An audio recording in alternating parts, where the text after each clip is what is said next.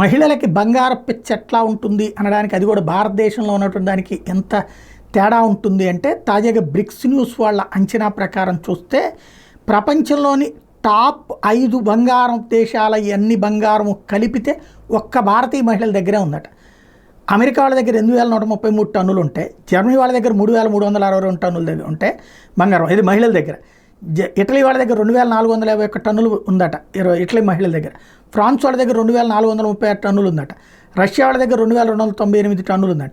ఈ మొత్తం కలిపితే ఉండేటటువంటిది అంటే 8, 3, 11, 2, 13, 2, 15, 2, 17 మొత్తం ఆ పైన కూడా కలిపితే 18, 19 అంతకంటే ఎక్కువ 24,000 టన్నుల బంగారం భారతీయ మహిళల దగ్గర ఉందట.